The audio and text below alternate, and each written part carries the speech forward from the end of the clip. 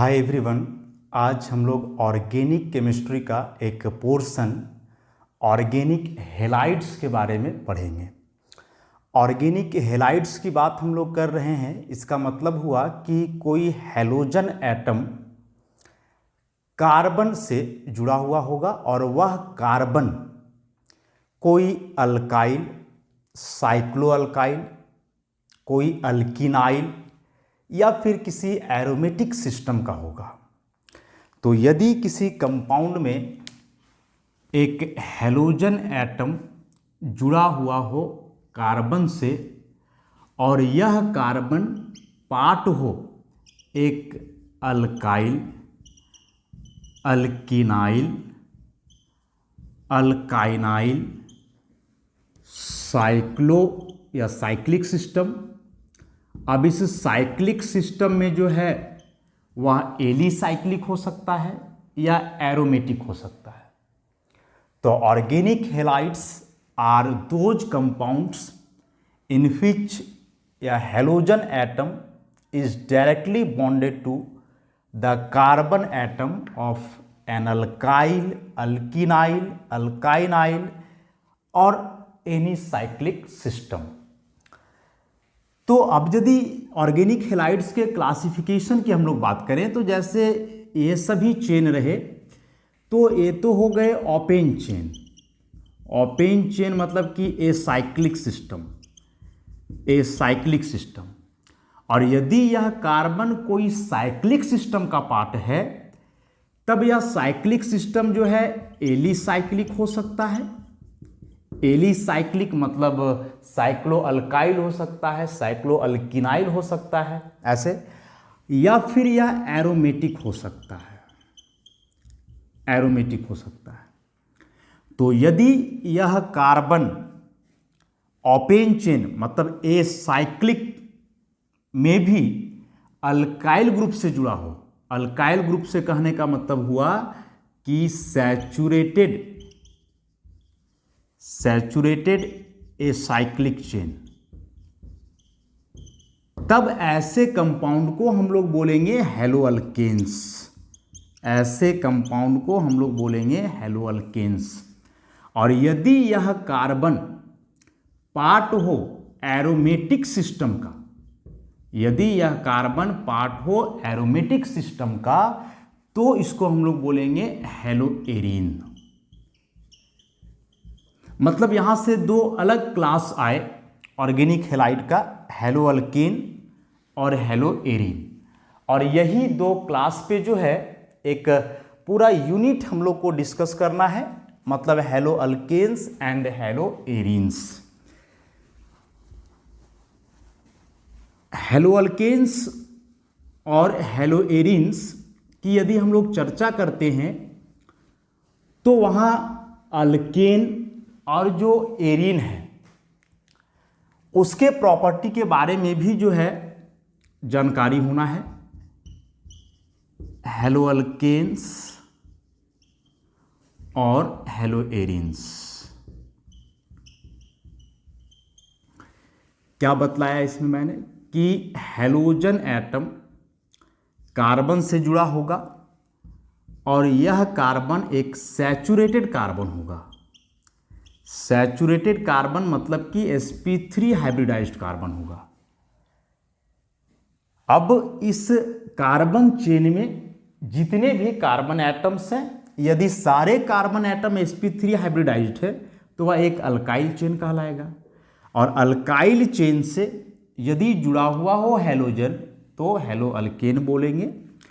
लेकिन हैलोएरीन में क्या है कि यहाँ हैलोजन कार्बन से जुड़ा होगा लेकिन यह जो कार्बन है वह पार्ट होगा किसी एरोमेटिक सिस्टम का। यह कार्बन जो है किसी एरोमेटिक सिस्टम का पार्ट होगा।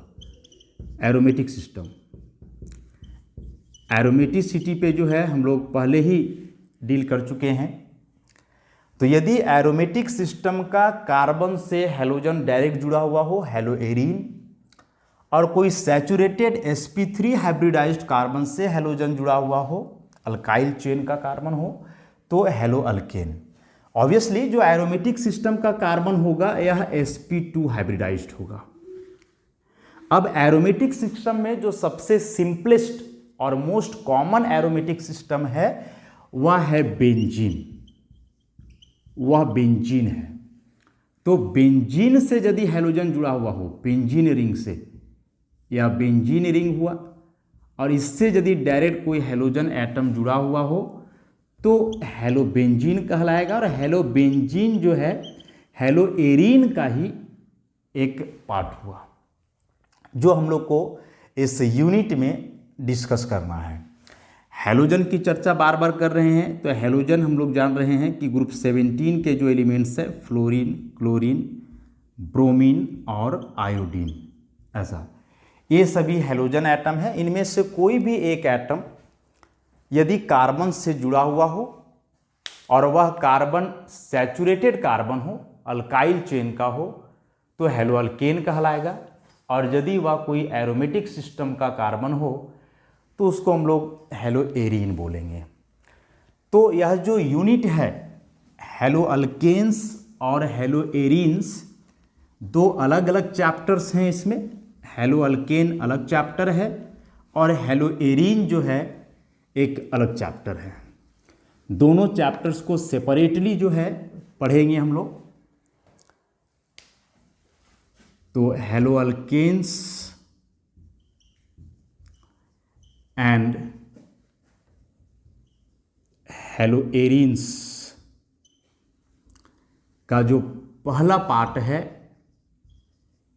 हैलोअल्केन्स, इसके बारे में हम लोग डील करेंगे। यदि इस वर्ड का मतलब समझे हम लोग, तो हैलो का मतलब हैलोजन, मतलब बताए कि ग्रुप 17 का कोई एलिमेंट होगा फ्लोरीन, क्लोरीन, ब्रोमीन और आयोडीन। हालांकि ग्रुप 17 में एक एलिमेंट और है एस्टेटाइन, उसको हैलोजन नहीं बोलेंगे हम लोग, वह एक रेडियो एक्टिव एलिमेंट है। तो इन चारों में से कोई एक। और अल्केन का मतलब हुआ open chain saturated hydrocarbon, open chain saturated hydrocarbon, मतलब कि अल्केन का जो हैलोजन डेरिवेटिव्स होंगे उनको हैलोअल्केन्स बोला जाएगा। अब अल्केन का हैलोजन डेरिवेटिव्स कहने का मतलब हुआ कि अल्केन में जो कार्बन हाइड्रोजन है तो उसमें से हाइड्रोजन का रिप्लेसमेंट होगा हैलोजन एटम के द्वारा, और जितने हाइड्रोजन हटेंगे वहाँ से उसके जगह पे उतने ही हैलोजन एटम आएंगे। तो इस तरह से डेफिनेशन हम लोग बोल सकते हैं हैलोअल्केन्स का कि the halogen compounds which are formed by the replacement of hydrogen atom of an open chain saturated hydrocarbon by the equivalent number of halogen atoms। मतलब कि कोई अल्केन है और इस अल्केन से आप हाइड्रोजन को रिमूव करके हैलोजन को ऐड कर रहे हो। रिमूवल एडिशन दोनों हो रहा है, मतलब इसको सब्स्टिट्यूशन बोलेंगे हम लोग कि हाइड्रोजन हटा उसके जगह पे हैलोजन जा करके जुड़ा, तो जो कंपाउंड बनेगा वह एक हैलोअल्केन कंपाउंड होगा। अल्केन का जनरल मॉलिक्यूलर फार्मूला हम लोग लिखते हैं CnH2n+2। तो यदि इससे एक हाइड्रोजन कम कर दिया जाए तो यह हो जाएगा CnH2n+1। एक हाइड्रोजन कम किए तो +1 और उसके जगह पे जुड़ गया एक हैलोजन, जहां n का वैल्यू जो है इक्वल टू ग्रेटर देन 1। मतलब जो हैलोअल्केन्स होंगे उनका जो सबसे सिंपलेस्ट मेंबर होगा, सबसे लोवेस्ट मेंबर जो होगा उसमें एक कार्बन रहेगा।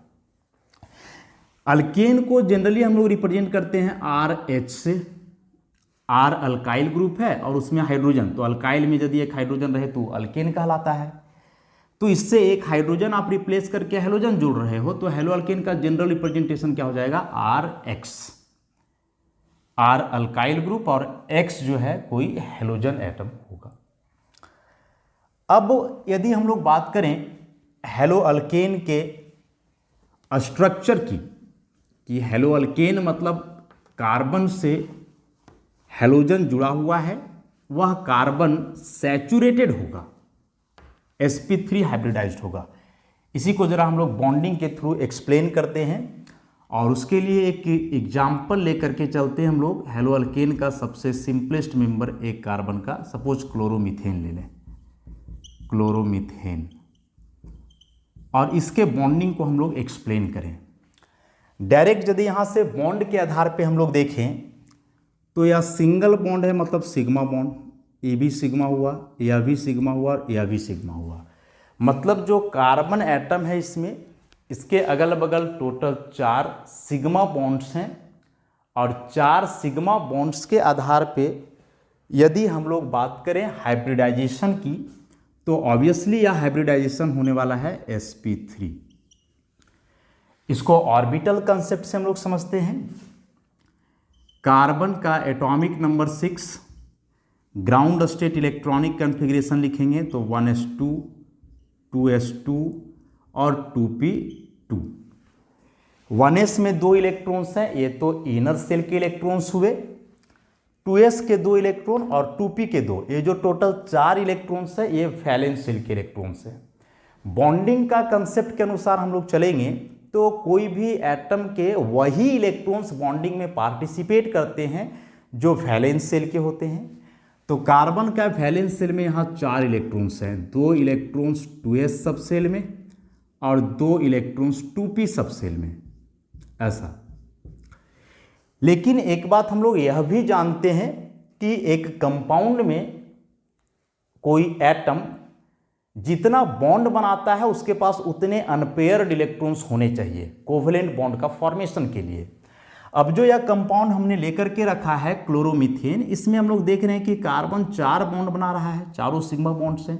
इसका मतलब कि कार्बन के पास जो वैलेंस शेल में इलेक्ट्रॉन्स हैं वे चारों अनपेयर्ड होने चाहिए, जबकि यहाँ हम लोग देख रहे हैं कि अनपेयर्ड 2 ही है और ये 2 इलेक्ट्रॉन तो पेयर्ड हैं। तो अनपेयर्ड करने के लिए एक्साइटेड स्टेट में लेकर के जाना होगा कार्बन को, मतलब इसका एक 2s का इलेक्ट्रॉन जो है प्रमोट होगा 2p में। या इलेक्ट्रॉन का प्रमोशन, फिर ऑर्बिटल का इंटरमिक्सिंग, इन सारी बातों को हम लोग हाइब्रिडाइजेशन में जो है डिटेल में पढ़े हैं। तो यदि आप एक इलेक्ट्रॉन इसका यहाँ आ जाए ऐसा, तो ऐसे हो जाएंगे, मतलब 2s में 1 और 2p में 3 इलेक्ट्रॉन्स आ गए, टोटल 4 अनपेयर्ड इलेक्ट्रॉन्स हुए और कार्बन जो है यहाँ 4 बॉन्ड भी बना रहा है। अब क्या होता है इसके बाद कि चूंकि यहाँ जो इलेक्ट्रॉन्स है ये अलग अलग ऑर्बिटल्स में है, अलग अलग एनर्जी वाले ऑर्बिटल्स में है, तो यहाँ से इन सारे ऑर्बिटल्स का इंटरमिक्सिंग होता है या यूँ बोले हाइब्रिडाइजेशन होता है। तो हाइब्रिडाइजेशन कैसे होगा, तो एक ऑर्बिटल s का और 1, 2, 3 ऑर्बिटल्स p के, तो हाइब्रिडाइजेशन हुआ sp3। तो अब जो ये 4 ऑर्बिटल्स बनेंगे इक्विवेलेंट होंगे ऐसा, और चारों में एक एक इलेक्ट्रॉन। तो यहाँ जो ये 3 और 4 ऑर्बिटल्स हैं, दीज आर एटॉमिक ऑर्बिटल्स। लेकिन जब इन एटॉमिक ऑर्बिटल्स का इंटरमिक्सिंग हुआ, हाइब्रिडाइजेशन हुआ, तो अब ये चारों कहलाएंगे हाइब्रिड ऑर्बिटल्स। हाइब्रिड ऑर्बिटल्स में भी sp3 हाइब्रिडाइजेशन हुआ है तो sp3 हाइब्रिड ऑर्बिटल्स हम लोग बोलेंगे। अब जरा यहां से हम लोग को देखना है कि कार्बन यहां 3 हाइड्रोजन से जुड़ा हुआ है और 1 क्लोरीन से जुड़ा हुआ है। तो हाइड्रोजन के ऑर्बिटल की चर्चा करें जरा। हाइड्रोजन का एक ही इलेक्ट्रॉन है 1s ऑर्बिटल में, ऐसा। तो हाइड्रोजन का 1s ऑर्बिटल कार्बन के sp3 हाइब्रिड ऑर्बिटल के साथ ओवरलैप करके ऐसा एक बॉन्ड बनाएगा। तो ऐसे टोटल 3 हाइड्रोजन एटम्स हैं। तो 3 हाइड्रोजन एटम्स हैं, इसका मतलब कि तीनों के साथ सेम सिचुएशन होने वाला है, ऐसा। अब जो एक इलेक्ट्रॉन बचा कार्बन के sp3 हाइब्रिड ऑर्बिटल में, इसके साथ बॉन्ड बनाना है क्लोरीन को। तो क्लोरीन का क्या सिचुएशन है उसको भी देखें हम लोग। क्लोरीन का एटॉमिक नंबर 17 होता है। वैलेंस शेल का इलेक्ट्रॉनिक कन्फिग्रेशन लिखेंगे तो 3s2 3p5, 3s में 2 इलेक्ट्रॉन्स और 3p में 5 इलेक्ट्रॉन्स, 1 2 3 4 5 ऐसे। तो क्लोरीन के यहाँ वैलेंस शेल में तो टोटल 7 इलेक्ट्रॉन्स हुए। लेकिन अभी मैंने बतलाया कि बॉन्डिंग में जो है केवल अनपेयर्ड इलेक्ट्रॉन ही पार्टिसिपेट करेंगे या फिर वैसे ऑर्बिटल ओवरलैप करते हैं जिसमें अनपेयर्ड इलेक्ट्रॉन होता है। तो क्लोरीन का वैलेंस शेल में इलेक्ट्रॉन 7 हैं, ऑर्बिटल्स 4 हैं। सारे ऑर्बिटल्स तो ओवरलैपिंग में भाग नहीं लेंगे। तो यह जो ऑर्बिटल है जिसमें कि अनपेयर्ड इलेक्ट्रॉन है, यह ऑर्बिटल ओवरलैप करेगा इस कार्बन का sp3 ऑर्बिटल से। ऑब्वियसली यह ऑर्बिटल 3p है और 3p में भी बात करें तो 3pz ऑर्बिटल होगा। अब इसके अनुसार हम लोग ऑर्बिटल का यदि ओवरलैपिंग दिखलाएं तो किस तरह से दिखलाया जा सकता है। कार्बन के ये 4 sp3 hybrid orbitals, sp3 hybrid orbitals का अरेंजमेंट जो है एक टेट्राहेड्रल मैनर में होता है। ऐसा सारे ऑर्बिटल्स इक्विवेलेंट होते हैं, एक समान, और चारों sp3 हाइब्रिड ऑर्बिटल्स में देखो एकक इलेक्ट्रॉन्स हैं। ऐसा एकक इलेक्ट्रॉन ऐसा। अब इस 4 sp3 हाइब्रिड ऑर्बिटल में 3 के साथ बॉन्ड बना रहा है हाइड्रोजन, और इसके लिए हाइड्रोजन का 1s ऑर्बिटल का ओवरलैपिंग हो रहा है। तो s ऑर्बिटल हाइड्रोजन का मतलब स्फेरिकल शेप का हुआ, तो स्फेरिकल शेप से इसको हम लोग दिखला दें। यह हाइड्रोजन के लिए स्फेरिकल ऑर्बिटल, एक इलेक्ट्रॉन। उसी प्रकार से यहाँ भी हाइड्रोजन के लिए स्फेरिकल ऑर्बिटल, एक इलेक्ट्रॉन। सेम वे में यहाँ भी हम लोग दिखाएंगे, हाइड्रोजन के लिए स्फेरिकल ऑर्बिटल, एक इलेक्ट्रॉन। चौथा ऑर्बिटल जो कार्बन का है हाइब्रिड ऑर्बिटल, वह ओवरलैप करेगा क्लोरीन का 3pz ऑर्बिटल से। और p ऑर्बिटल का शेप हम लोग जान रहे हैं डम्बेल होता है। तो यहाँ से यदि क्लोरीन को दिखलाएं हम लोग सेपरेटली तो इसके लिए p डम्बेल शेप बनाना होगा ऐसा, और एक इलेक्ट्रॉन यहाँ इस प्रकार से। तो यह जो है 3pz ऑर्बिटल हुआ। ये सभी s ऑर्बिटल्स हैं, और कार्बन के सारे ऑर्बिटल्स जो हैं sp3 है, सभी sp3 ऑर्बिटल्स हैं ऐसा, इस प्रकार से। तो यहां हम लोग देख रहे हैं कि ये तीनों s ऑर्बिटल है, और हम लोग जान रहे हैं कि s ऑर्बिटल हमेशा हेड ऑन ओवरलैपिंग करके सिग्मा बॉन्ड का फॉर्मेशन करता है।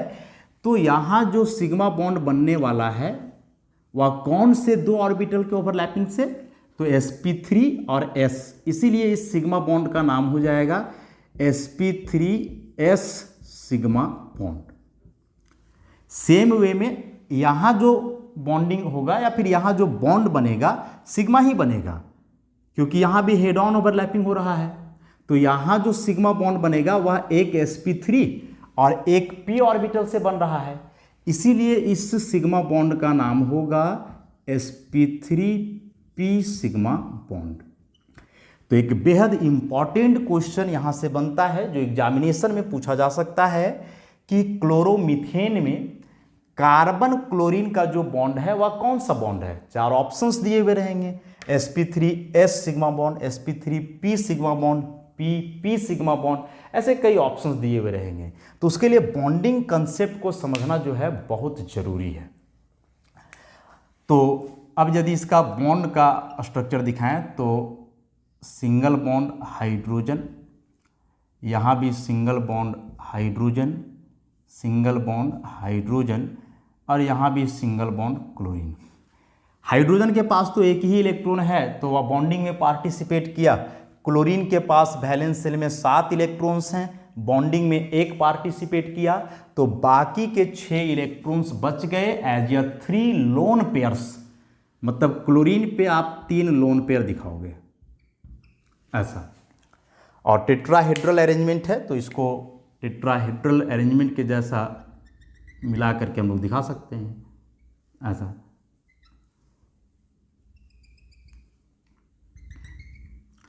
इस प्रकार से टेट्राहेड्रल। अब ऑब्वियसली इसमें जो कार्बन हाइड्रोजन का बॉन्ड होगा शॉर्टर बॉन्ड होगा, और शॉर्टर बॉन्ड कहने का मतलब हुआ स्ट्रॉन्गर बॉन्ड होगा, मजबूत बॉन्ड होगा, स्ट्रॉन्गर बॉन्ड। लेकिन जो यहाँ कार्बन क्लोरीन का बॉन्ड है वह लॉन्गर बॉन्ड होगा, क्योंकि इसमें क्लोरीन का p ऑर्बिटल पार्टिसिपेट किया थर्ड शेल का, जिसका साइज बड़ा है कार्बन हाइड्रोजन का 1s ऑर्बिटल से, इसलिए जो यह बॉन्ड होगा यहाँ कार्बन क्लोरीन का यह लॉन्गर बॉन्ड होगा। और लॉन्गर बॉन्ड कहने का मतलब हुआ वीकर बॉन्ड, वीकर बॉन्ड ऐसा। तो यह बॉन्ड का कंसेप्ट समझने के बाद ना आगे जब आप केमिकल रिएक्टिविटी के बारे में पढ़ोगे तो वहाँ समझने में आसानी होगा कि जब आप क्लोरोमीथेन का रिएक्शन किसी रिएजेंट से करवाओगे तो कौन सा बॉन्ड पहले ब्रेक करेगा, कार्बन क्लोरीन का बॉन्ड ब्रेक करेगा या कार्बन हाइड्रोजन का बॉन्ड ब्रेक करेगा। ऑब्वियसली जो बॉन्ड कमजोर होता है वह पहले ब्रेक करता है, तो उस केस में कार्बन क्लोरीन का बॉन्ड पहले ब्रेक करेगा और यही जो है रिएक्शन में पार्टिसिपेट करेगा। तो यह बॉन्डिंग का कंसेप्ट बेहद इंपॉर्टेंट है केमिकल रिएक्टिविटी को समझने के लिए, और ऑर्गेनिक केमिस्ट्री में तो पूरा यही सब पढ़ना ही है, इसलिए बॉन्डिंग के कंसेप्ट को भी जो है हम लोग को क्लियर करते चलना है। तो यह हुआ स्ट्रक्चर एक हैलोजन कंपाउंड मतलब हेलो अल्केन का, जिसमें कार्बन हैलोजन का जो बॉन्ड है वह sp3p सिग्मा बॉन्ड होता है। अब हम लोग बात करें हेलो अल्केन के नॉमेनक्लेचर की। नॉमेनक्लेचर चूंकि बहुत डिटेल में जो है हम लोग पढ़े हुए हैं, फिर भी थोड़ा सा चर्चा करेंगे इसके बारे में।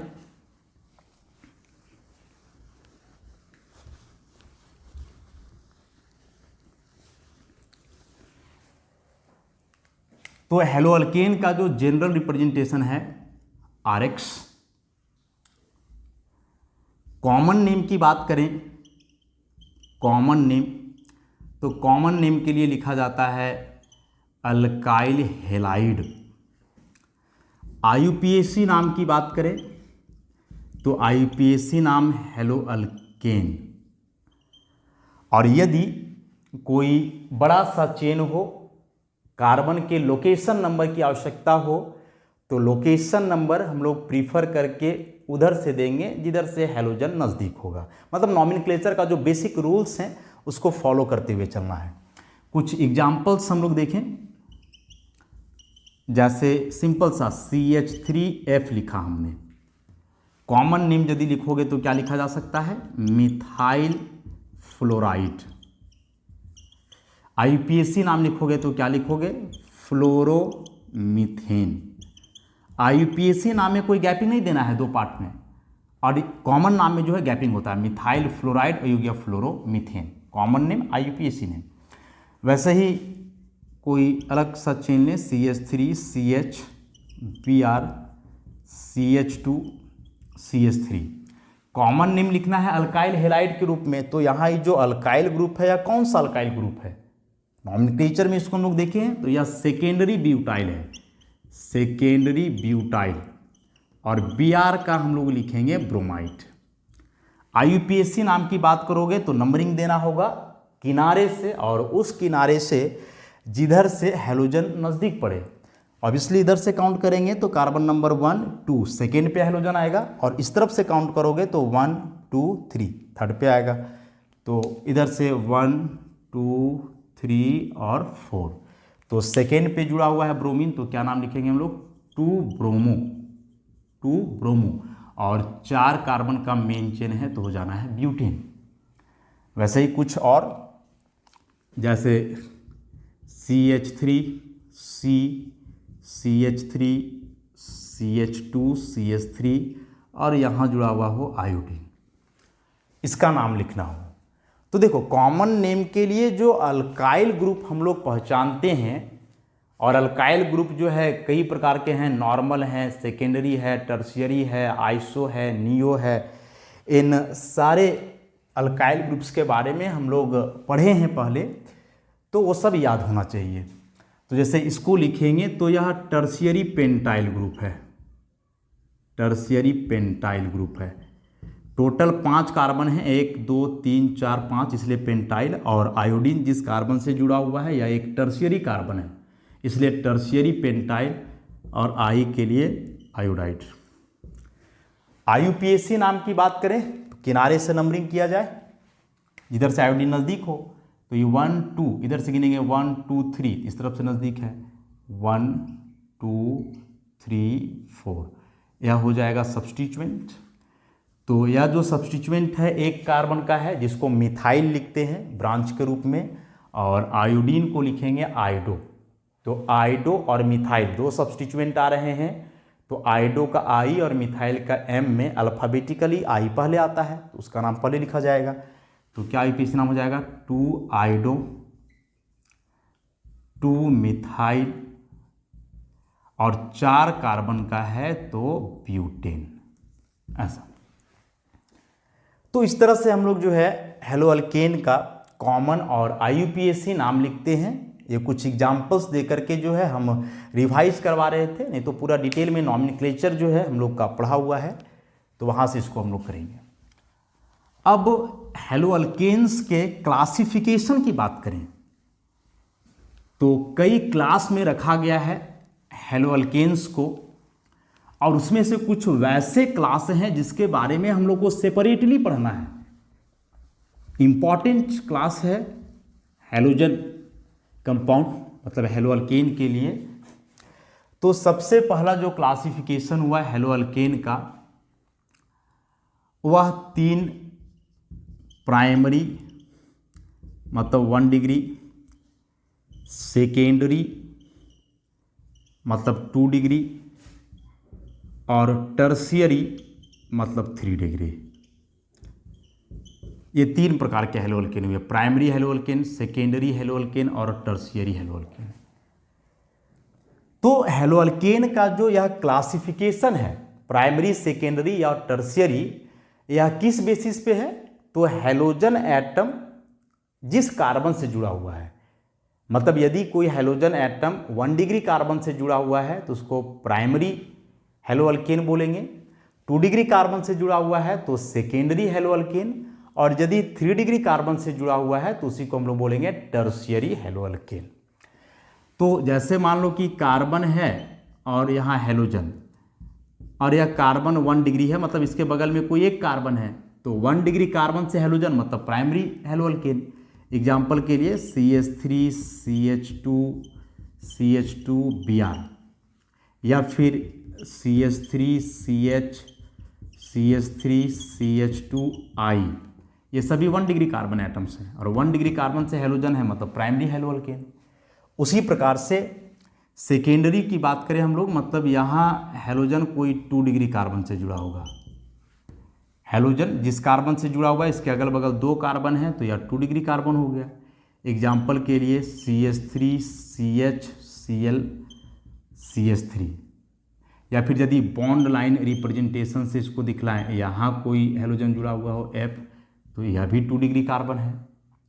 और वैसे ही टर्शियरी की बात करें तो यहाँ हेलोजन जो है कोई 3 डिग्री कार्बन एटम से जुड़ा होगा। जैसे इस कार्बन को देखो, इसके अगल बगल 3 कार्बन एटम्स हैं, मतलब यह 3 डिग्री हुआ, और 3 डिग्री कार्बन से हेलोजन जुड़ा हुआ हो तो 3 डिग्री हेलोअल्केन। एग्जाम्पल के लिए CH3 C CH3 CH3, और यहाँ कोई हेलोजन लगा दिया जाए Br, ऐसा। तो एग्जाम में आता भी है, ऐसे हेलोजन कंपाउंड्स दिए हुए रहते हैं और पूछा जाता है इसमें कौन सा प्राइमरी हेलोअल्केन है, कौन सा सेकेंडरी हेलोअल्केन है और कौन टर्शियरी हेलोअल्केन है। तो उसको देखना होगा कार्बन के नेचर के आधार पे कि हेलोजन जिस कार्बन से जुड़ा हुआ है वह कार्बन किस नेचर का है, मतलब वह कार्बन प्राइमरी है, सेकेंडरी है, टर्शियरी है, उस आधार पे हम लोग देखेंगे।